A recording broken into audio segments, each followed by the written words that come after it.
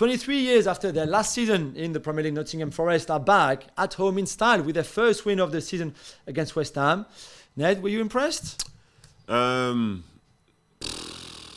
sound like the really negative guy, but I wasn't that impressed, to be honest, no. But I think but the way they played? I've seen how they've played because I've seen him in the Championship. I've played against him in the Championship. I've seen that manager before. He's a good manager. He's a good coach.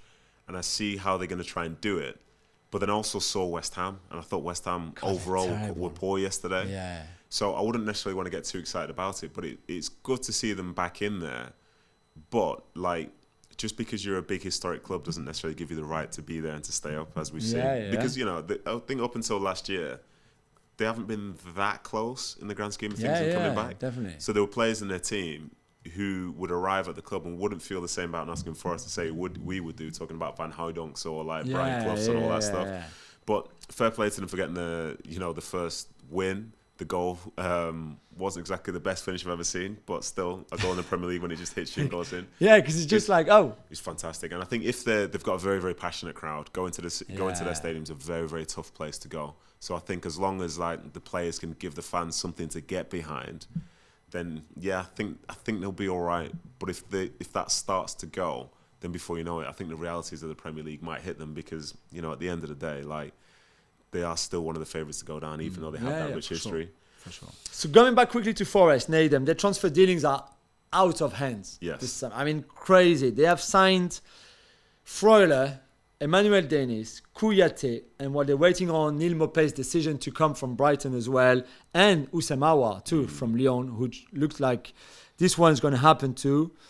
So 2 questions. Here, they are very good players. All of them, some have experience, like Kouyaté, who you don't think will start every single game and play every single, but he brings experience. Freuler, Emmanuel Dennis, Awa, really good player. Neil Maupay, really good player. Do they need all those new players? You've been in squads where I'm sure you've seen squads with transfer windows where a lot of players were coming. Is that a good thing? Because you also need to gel. Yeah, I think the gelling is a key thing.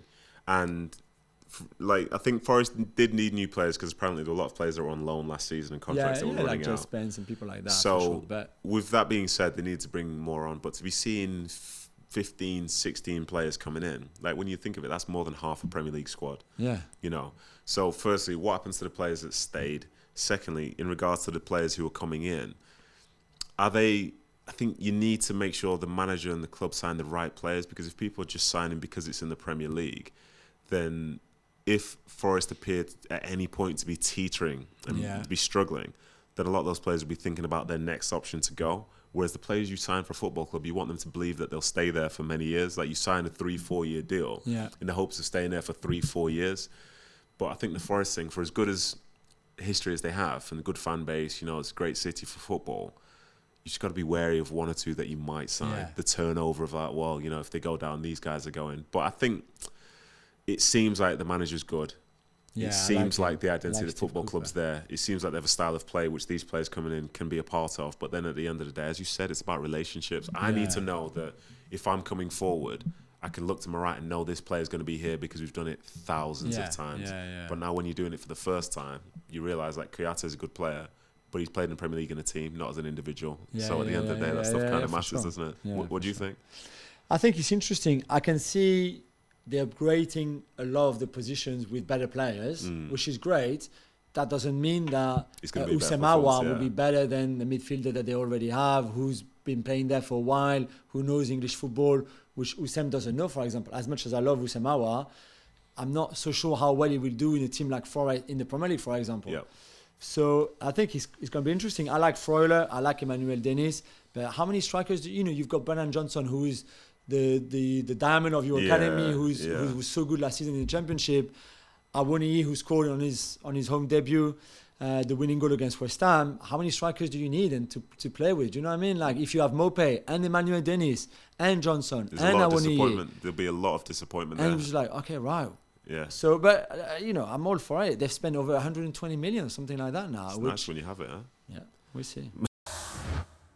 Thanks so much for watching ESPN on YouTube. And for more sports highlights and analysis, be sure to download the ESPN app. And for premium content and live streaming, subscribe to ESPN Plus.